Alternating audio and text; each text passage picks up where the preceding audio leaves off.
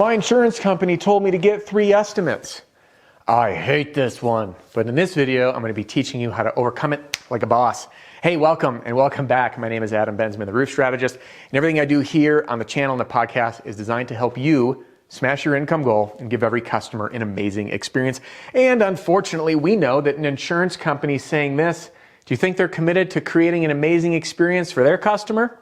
The answer is no, because that insurance company who says this is doing one thing and one thing only, protecting their own financial interest at the expense, oftentimes, of the homeowner. Now, we can't say that directly to a homeowner because it likely won't go over so well. What we definitely don't want to do is throw the insurance company under the bus, throw the agent under the bus, because you just never know who's all involved. And I have made this mistake before where I'm like, oh, you're with so-and-so insurance company?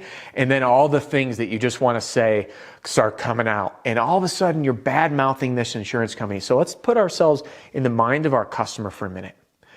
I just made what I felt like was an educated choice to choose this insurance company. You're basically saying that they're stupid, which is calling me stupid, and you're questioning my own judgment. So I need you to remember this. Here's another analogy. Let's say you show up at someone's house and they look at your truck. I'm gonna offend some people. You drive a Ford, dude, found on road dead. You make this much money and you bought yourself a Ford, okay? Who does this insult? Does it insult your truck or does it insult you? By the way, I drove Ford truck, so that's why I said that. It insults you. This is the same feeling that those homeowners get when we talk bad about their insurance company. So we have to tread lightly. Likewise, you don't know if they're like dad, brother, cousin, or best friend is their insurance agent. So, disclaimer out of the way. What I just said is we know that the insurance company is protecting their financial interests. We have to walk our customer into this conclusion creatively.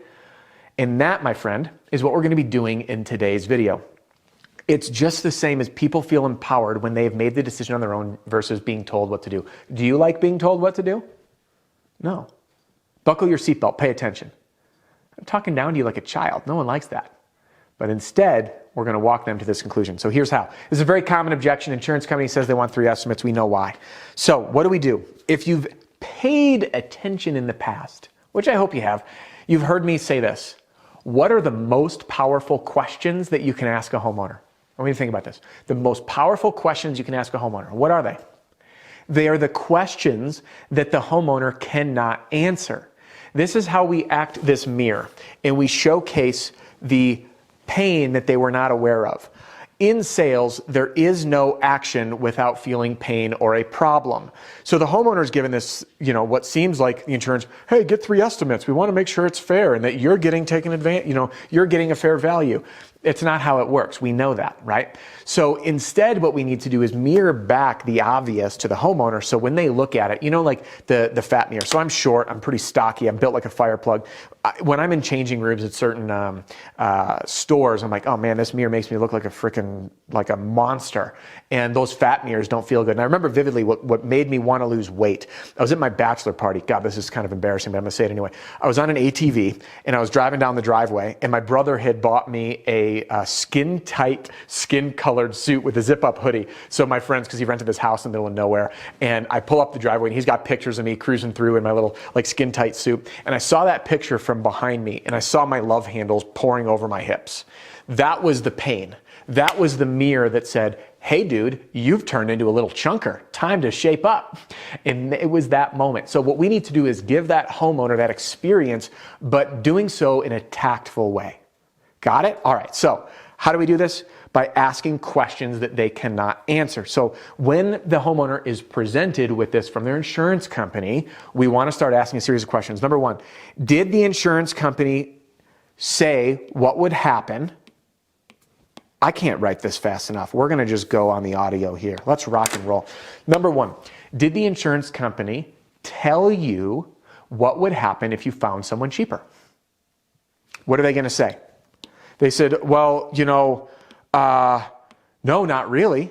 So what happens if someone was cheaper? Did they tell you whether or not, whoopsies, you would be obligated to pay your deductible no matter what?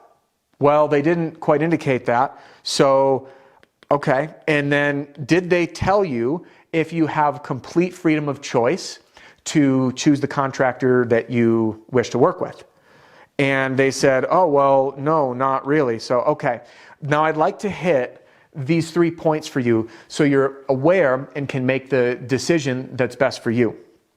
Number one is if you find someone cheaper, it doesn't do you any favors because your deductible is a contractual agreement between you and the insurance carrier. So whether the claim is $2 million or $2,000, you owe the same amount. So if you find someone cheaper and provide evidence for that, they will pay based on the cheaper evidence. Excuse me, based on the cheaper estimate, based on cheaper estimate. By the way, this language is on many carriers' insurance cover pages on their loss summary. All right. So homeowner now, again, we need to just make sure to ask, well, did they tell you what would happen if you found it cheaper? Well, no. Well, they're going to pay based on the cheaper estimate, which means, Mr. Homeowner, you still owe your deductible because their language is we're going to pay based on the cheaper estimate. Pay meaning your portion. Think of it like a copay. You're the doctor. If you went in for knee surgery and your copay is $100, but they can find a surgeon to do it $5,000 cheaper, does that save you any money? No, you still pay the $100.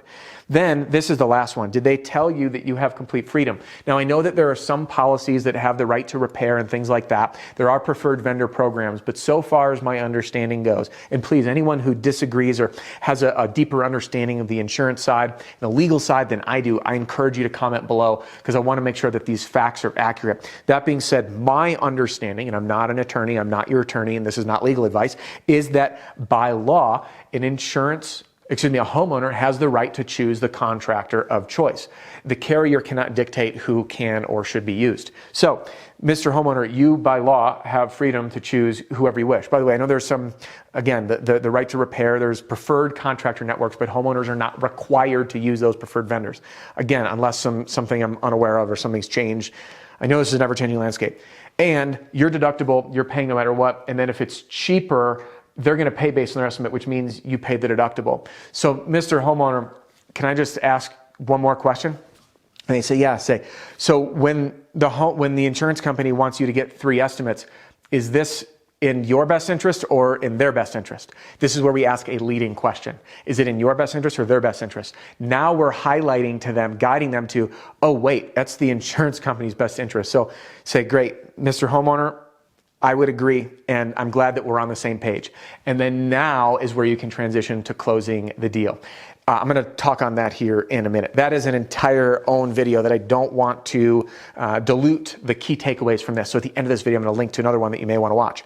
So again, we're going to ask those 3 questions. Say, Mr. Homeowner, I understand that your insurance company wanted you to get 3 estimates, and if I were you, I'd want to make sure I'm getting a fair value as well. However, can I ask you a few questions? Sure. Did they say what would happen if you found someone who was cheaper? Did they explain that your deductible would be the same whether you found someone more expensive or less expensive, similar to your copay? No. And then did they explain that you have complete freedom to choose the contractor of your choice? No. Well, by law, you do.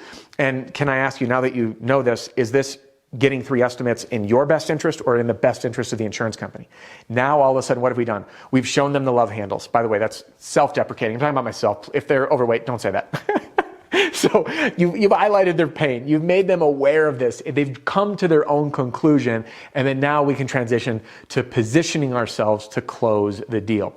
So listen, just because this video is about to wrap up doesn't mean your and my time has to. Because you might be saying, hey, Adam, I really want to continue this journey. How do I start closing those deals? And if that's you, click right here. I've got a video. I'm using the contingency agreement as a closing tool on how to position yourself to close that deal. And if you haven't yet done it, I encourage you, where'd it go? Let's pop this open, to download a free copy of my Pitch Like a Pro roofing sales training video library. All the videos I've ever done organized by category. And I've got more videos in here on the contingency agreement, closing, and all that jazz. So thanks for joining me, and I will see you on the next one.